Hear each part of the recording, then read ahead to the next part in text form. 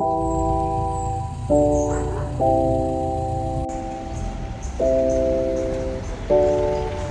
je maar klaar betaald, mijn vriend?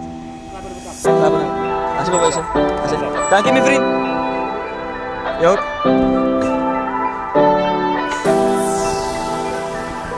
Hi everyone, welcome back to another video of LateLate Customs.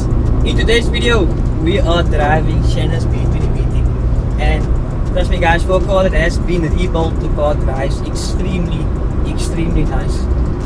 It's quite comfortable, to be honest, and the only thing that kind of bothers me, you see my head do this the whole time, I do think the rear coilover adjustment is a little bit too stiff, so that will have to be dealt with some other time.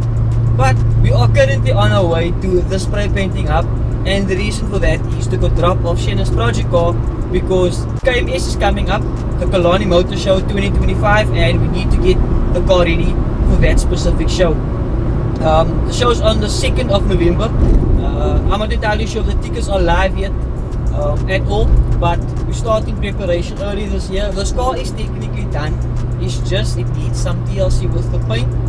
Due to when we were getting the car ready for Honda Day, we gave Steven of Spraypainting Hub a little short notice, and we also got a little bit caught up with everything to be done on the car, and we gave him very minimal time, so there was really not enough time to get this car sorted the way it needed to be, and that is the reason why we're dropping off the car a whole month, a little bit more than a month before the Killarney Motor Show 2025. But I hope you guys enjoyed today's video. Today's going to be like a nice, just chilled vlog.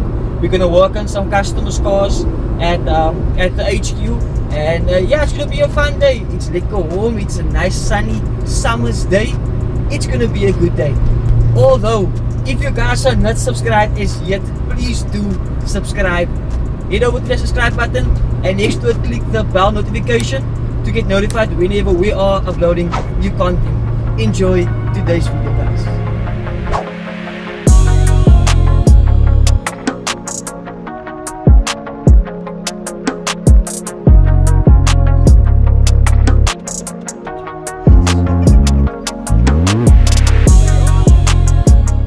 Alright guys, we are back here at the HQ, and what I actually didn't show you guys is the removal of Wade's gearbox. As you can see, we have all the components already removed, and we have to do 3 things to Wade's car today. Well, if I didn't really give you guys too much details or any detail at all, this is Wade's car. So he's a friend of ours. He's repping the LateLate Customs brand, and Wade had a few issues with the car, which one of them were driving the car, the motor would just like continuously shift. That was the one issue. Second issue is that the rear mounting is completely smashed.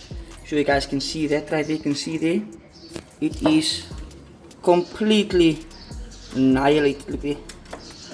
I can literally remove that middle bush right there. So the rear mounting needs to be replaced, and he actually got the replacement rear mounting right here. Second thing we need to replace is the release bearing, because this one is, well, I can't really show it with one hand, but you can really hear that. So imagine hearing that on like, well, a day-to-day basis. That's obviously not the real accurate way to test out if your release bearing is done, but well, I'm just currently doing this with one hand to show you guys the kind of play there is on there, which is not supposed to be like that. Third thing that needs to be done is the driver side inner CV. So this is more known as the male inner CV, and the reason why the driver side inner CV on the Hondas are known as the male inner CV, the reason is for this piece right here. So this shows it's a male inner CV, and this one right here is the female inner CV, which is more known to connect to the intermediate shaft right here, and that's the reason. Yeah, so the easiest way to remember it, the male inner CV goes into the box, and the female inner CV connects to the intermediate shaft. That's get connected to the box right here, but that connects to the intermediate shaft. That is the female inner CV. Well, this video is not really about explaining about inner CVs, but we need to fit this inner CV on that side because where it has a vibration. I'm gonna see if I can show you guys if I do pick up any play on that inner CV right there. Besides that, I'll post a picture on the screen of how this rear main seal look like. So this is known as the rear main seal. A lot of people get confused with the seal on this side. This is the crank seal, although this is also the crank. This is known as the rear main seal, which sits behind your flywheel or behind your clutch plate. It's the seal right here, and on the passenger side, or more known and the timing belt side, is the crank seal. So just note the difference whenever you're asking for parts at the parts store, because that actually happened to Wade, and believe it or not, it's very, very common to happen to all of us, because even myself that has been in the industry for years and I'm no master, I still have a lot to learn. I also make that mistake sometimes. I'm asking for a crank seal, then it comes to me, oh sorry, I meant the rear main seal. So just keep that in mind, especially when your mechanic sends you to buy the parts, which was in this current case. So luckily Wade just sent me the picture, and I could immediately correct him to tell him that that's not the correct seal. Go for the rear main seal, it's much bigger. Nonetheless, I already got the seal replaced right here. It's looking sweet. Best advice I can give you regarding the rear main seals on any vehicle, go for the authentic one, meaning go to the agents, go to Honda, go to Volkswagen, go to Audi. And the reason why I'm telling you this is, looking for me it's fine because I can do this myself. But for you that has to pay your mechanic, it is, well, a tough thing when you buy a rear main seal or aftermarket one. I'm not going to name brands because there are quite a decent amount or good aftermarket brands out there that actually works. But in some cases, even if it's a good brand, it might still leak. Maybe not immediately, but definitely sooner than later. So then you'll have to pay that mechanic the exact same amount of labor money to replace that exact same seal, because the OEM seal, in my opinion, is a better quality, and I can talk from experience, from trial and error, fitting a rear main seal and going the cheap route, because you don't really want to wait for the agents to order in the seal. You're in a hurry, you put the gearbox back, 2 weeks down the line you see an oil dot on the floor of your driveway. So don't be like Shane, be like the real OG mechanics. And if you guys don't know who Shane is, I'm Shane. A lot of you guys actually get confused between Jody and Shane. I'm Shane. I'll post a photo of Jody right here. He's Mr. Nonetheless, I'm gonna get going with this. I'm just gonna clean up a few components, fit the inner CV, change the rear mounting, and then we can start with the time lapse of getting this car back together. I need to get this car done, and then after this car I need to tackle this car, which this is the car I was fitting the P16 engine in. I think I uploaded a video on the YouTube channel about this car, about me doing, this was the video I fitted the P16 engine in alone with no help. I still posted a TikTok video on that. So this is a client of mine, Naldo's car.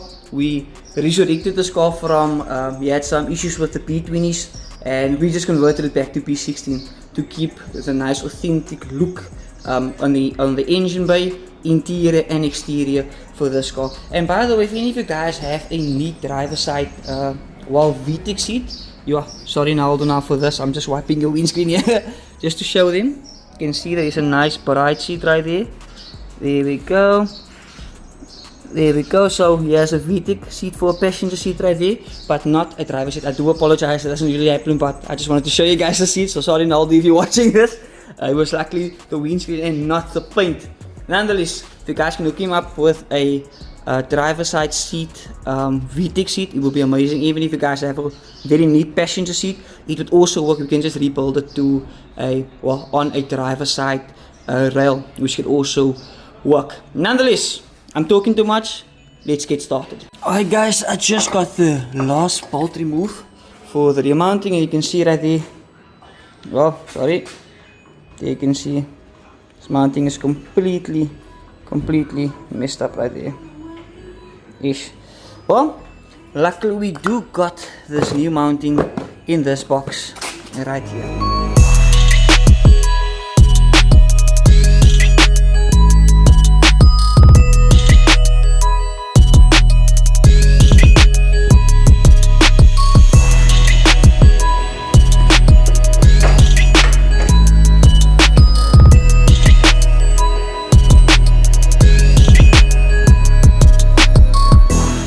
guys, I must admit one thing, it's not fun to film alone at all, especially with cinematics, keeping everything.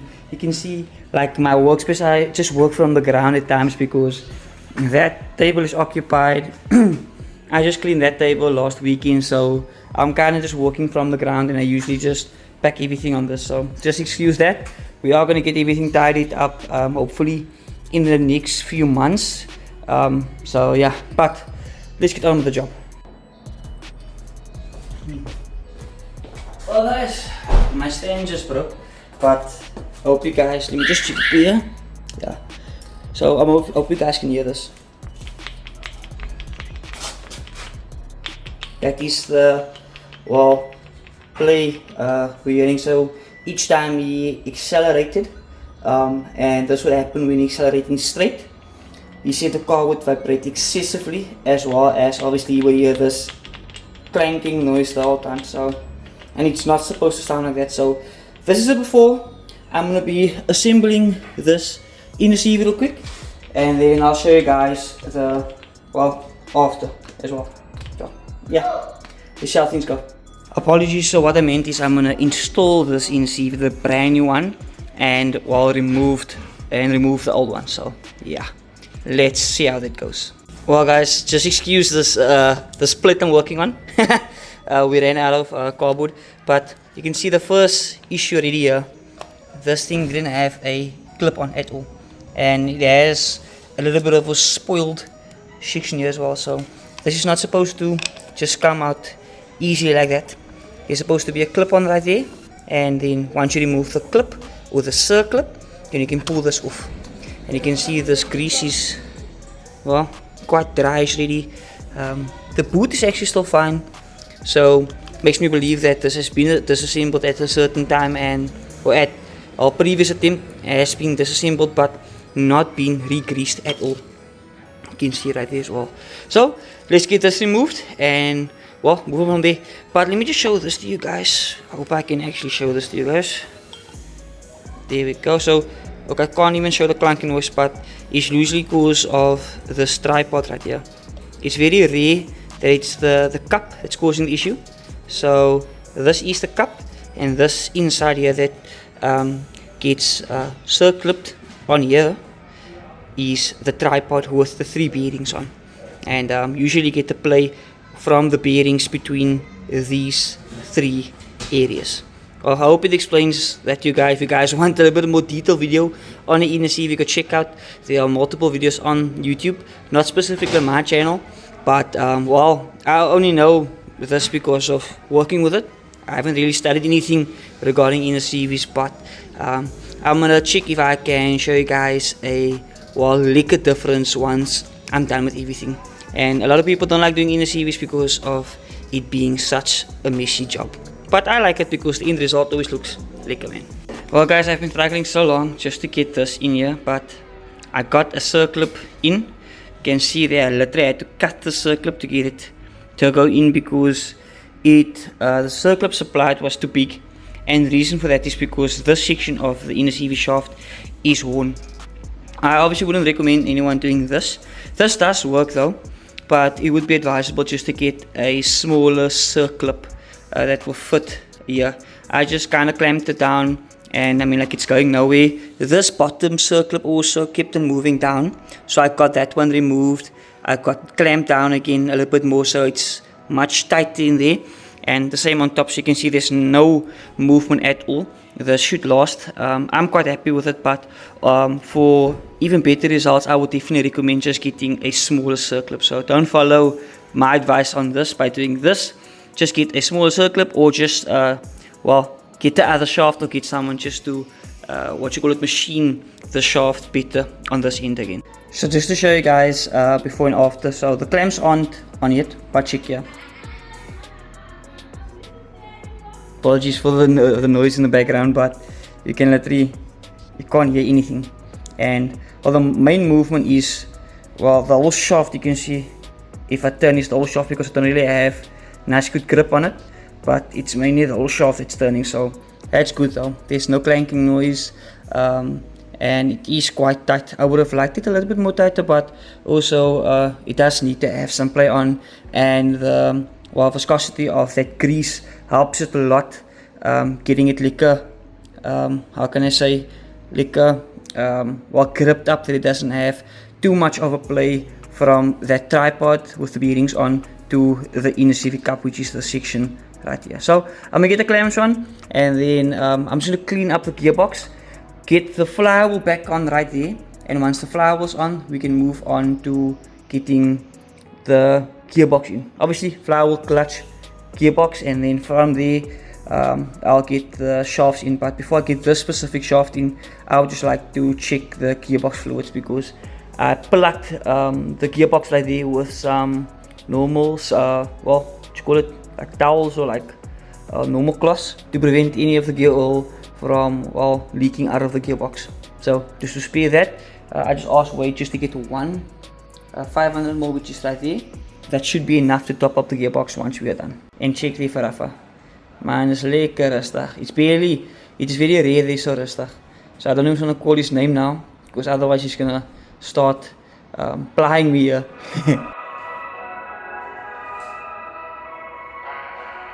As you can see right here, Wade's one inner CV boot is stone as well.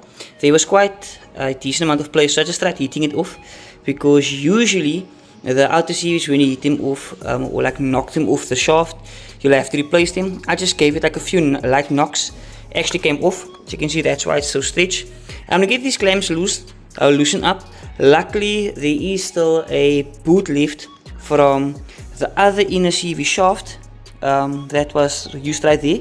I'm gonna put that boot on right here and try to reuse these clamps so that he can at least have a new boot on here and re-greased, as well as try to see what's going on with the circlip here, because with this circlip it keeps the inner CV in, so you have to like kind of heat it on.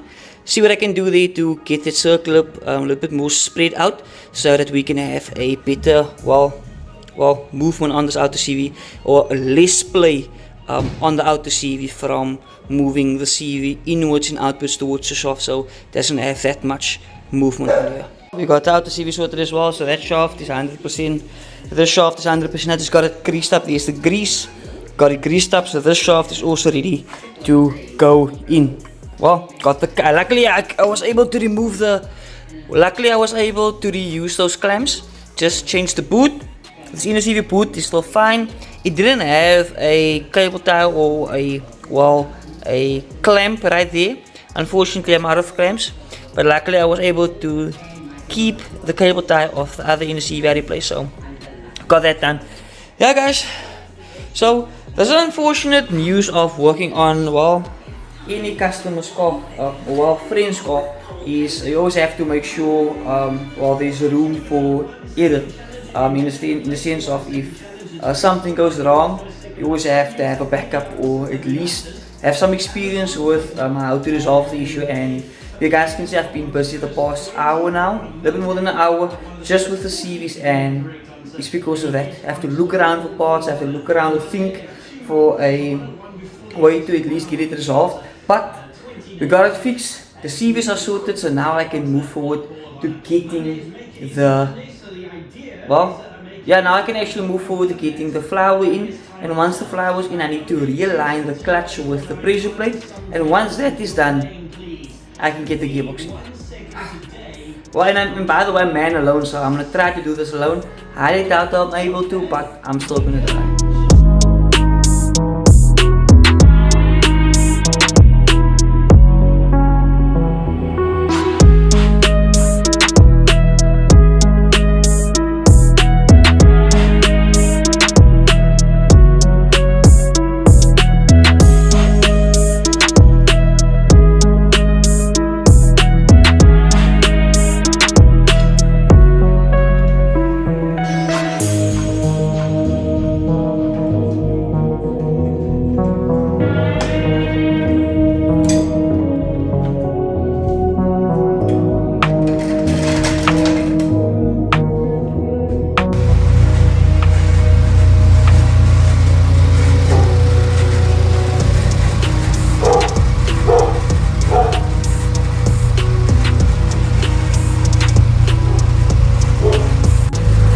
Well guys, I literally just finished off with the car. I think it's like past 1 in the morning. I still have work later today, not the next day, later today. But got the car on the ground. I'm just gonna check quickly if how the clutch feels, because I know Wade did ask me to adjust the clutch. But everything seems to be good. I cleaned the underside of the bonnet. I cleaned the engine bay. Everywhere I actually dirted with my, I cleaned everywhere I dirted with my hands. So just gave it a light engine bay clean. That's not really like a full detail engine bay clean, but the car is looking super sweet. You can see that the greaser really brought out the white on the front panel and on the strut towers. Super happy with the outcome. I unfortunately did not show well, anything else I did, because like I said, I was extremely focused on just getting the car done, because I have work later today. But I hope you guys enjoyed today's video. Hope you guys learned well, enough in this video as well. I learn every day, and well, this is how I actually learn, trial and error. By the way, before you guys go, you guys can hear that rumble right there.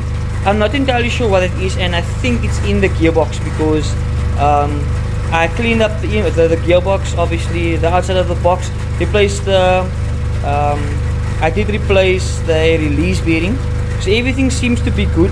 It's just we still have that sound right there, but I did top up the gearbox oil with like a 1 liter of oil, gearbox oil or axle oil, and I'm hoping that sound quiets down. If not, then I'll have to discuss it with Wade, and we might look towards what that sound could actually be, because he mentioned that if you put your foot on the clutch it goes away. But I'll just check that out, and I'll probably keep you guys updated on that. But for now, everything is sorted. We got everything done: rear mounting, release bearing, rear main seal, and driver side inner CV. And I did do a bunch of other stuff on the car. Example, I relocated that alarm home right there. I installed multiple bolts and nuts that were missing in the car. I sorted out a few wiring issues here with the fan switch and other stuff. So you can see I'm just currently busy cleaning the cooling system. That's why I don't have the radiator cap on. I just threw in some water just to make sure we don't have any leaks, and then in a later stage we can move on to throwing in some antifreeze with Wade. So hopefully you guys will see the car on the channel soon again. But for now, this will be it. I hope you guys enjoyed today's video. This is quite a weird way to end it off, but we got everything done. Everything seems to be working fine, and I'm happy. I want to go sleep. So peace out guys. I'll see you guys in the next one. I hope you guys enjoyed today's video. Just the end of this video, showing you guys quickly the tester. First gear, second gear, third gear, fourth gear, fifth gear, reverse, hey, release clutch. There we go. Okay, so reverse, everything goes in, but just listen here. The moment I take my foot off the clutch, we still have that rumbling noise. So I don't know what else that could be. Which, you know, one thing we did not replace is the pilot shaft bearing, which it could actually be that, or it could be the input shaft bearing, which it does sound like input shaft bearing, but the input shaft bearing would have been making a noise the whole time. So it could actually be the pilot shaft bearing, but it seemed to still be fine. But wow, that is quite irritating, to be honest.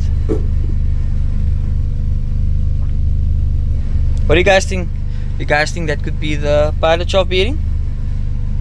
That's the only thing it actually could be, because we just replaced the release bearing. And the moment you put your foot on the clutch, do it still. Nothing. Ish. Well, trial and error guys. But thus far, everything seems to be good. Peace out.